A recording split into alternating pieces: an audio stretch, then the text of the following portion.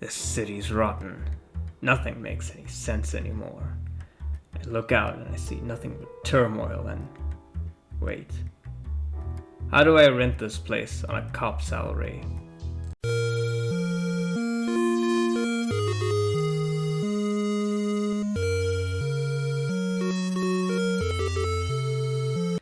A couple of days ago, something relatively unknown, but very unusual happened. The Massachusetts State Police deployed a Boston Dynamics robot to aid them in the resolution of an armed standoff between a man allegedly holding his mom at knife point. The robot was shot multiple times by the suspect before the police were able to, in their words, eject the suspect from his home with a specialty ballistic vehicle. The robot itself was destroyed by the suspect, suffering 3 gunshot wounds. But what makes this unusual is that this was the first time a Boston Dynamics police robot had been shot in the line of duty. Now, the police gave that thing a name, but I wouldn't dare dignify it by using it. It's a police robot. It's a tool of the police, not a living dog, despite what some propaganda might lead you to believe.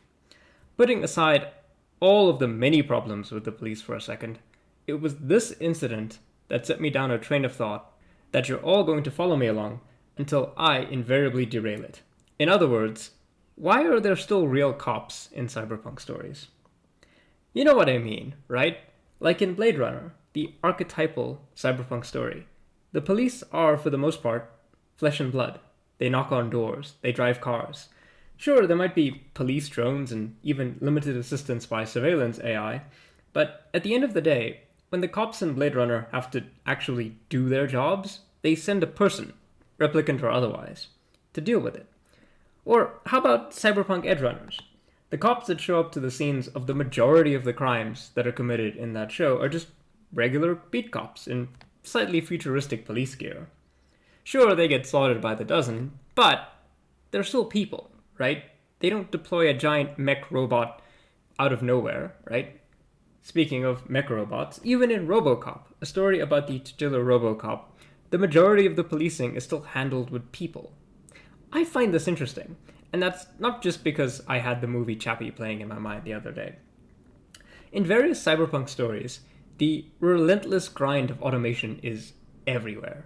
Endemic poverty is usually a core part of any cyberpunk setting.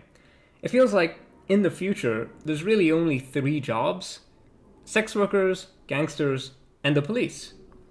So, in this video essay, I'm going to talk about why I think the police still exist in the future. About how, when corporations come for the OnlyFans models, they're still going to make sure that there's human boots in the face of the unproletariat of the future.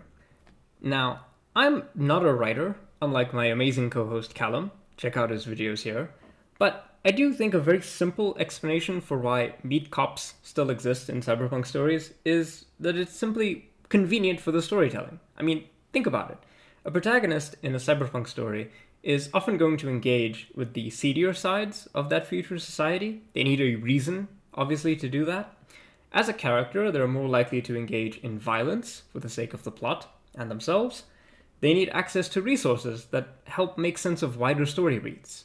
You know, the average person might not even have a gun, let alone access to the kinds of resources that might help them unravel a vast criminal conspiracy. The police are, ironically enough, alongside criminals, the only kinds of people who might have access to those kinds of resources, i.e., these are the kinds of people in society who realistically might actually be confronted by some kind of compelling story problem, like the murder of somebody important, but they also might have the means to actually solve that conundrum. I'm not saying that this is the only reason. I think there are plenty of stories of normal people seeking justice for themselves, outside of maybe the conventional system of the law, but I do think there is a reason why so many protagonists in cyberpunk stories are detectives or cops. Of course, I'm not discounting the fact that a lot of cyberpunk owes its origins to noir detective stories, but I think that's a separate story. I think for the same reason that noir detective fiction is compelling, I think that police are often used as protagonists, or at least central storytelling characters in cyberpunk stories. Another reason this time maybe perhaps grounded in the text of the fiction, is that police work is, by and large, too difficult for many machines to actually do. Think about all the ways in which technology is often touted in policing. Usually it's split into two different types of advancements: forensics and surveillance.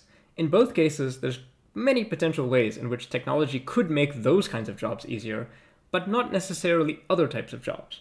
So naturally, in many cyberpunk stories, you will see things like police drones, surveillance systems, advanced scanners, maybe even predictive AI computer systems, and so on and so forth.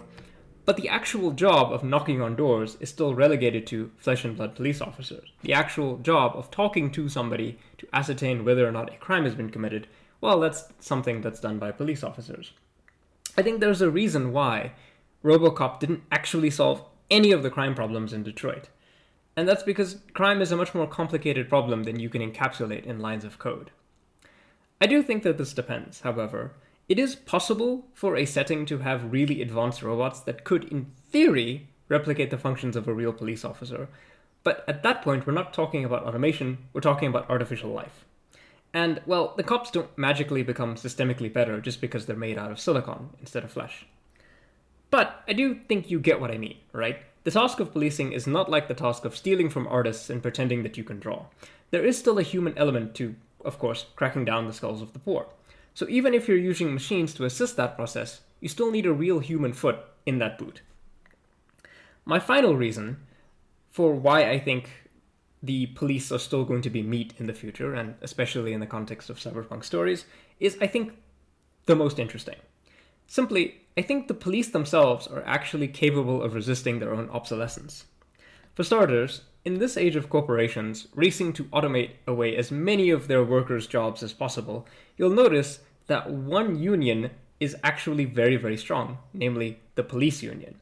Police serve a unique role in society. Ostensibly, they exist to maintain law and order, catch criminals, etc. But in reality, the police as they exist now serve really just one function. They serve to protect the interests of the capital class from anything that might displace them. But because they are the literal watchdogs of the elite, this gives them certain cachet that the rest of us don't have. A billionaire CEO might be upset that he can't demand a triple frappuccino from a Starbucks employee, but he will learn to get over that. The real issue, however, is he would be very upset if suddenly, say for example, a bunch of workers were protesting outside of his work. Then, of course, he might really want to have the chief of police on speed dial so that that guy could then displace those workers. If, say, somebody wanted to roll out police robots in a way that actually threatened police jobs, they sort of have bargaining power to actually do something about that, don't they? They have the means by which they could appeal to the capital class to say, hey, if you threaten our jobs with these robots, we're not going to do our jobs anymore, and your ability to protect yourself in a systemic way, well, that's out the window.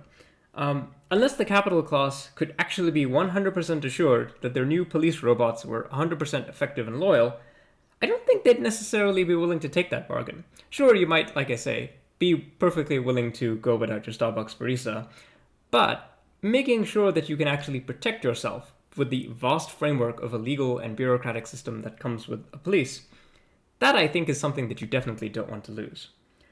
Sure, in the long term, there's no end to the rapaciousness of the capital class, and I'm sure that many CEOs would really salivate at the chance to develop some kind of comprehensive police robot.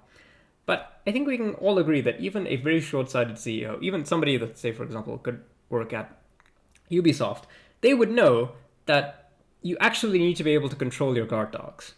So, invariably, I think that's a great reason, both in-universe and out, for the police to still keep their jobs in the present, even though present and future corporations would surely prefer that nobody has any kind of wage.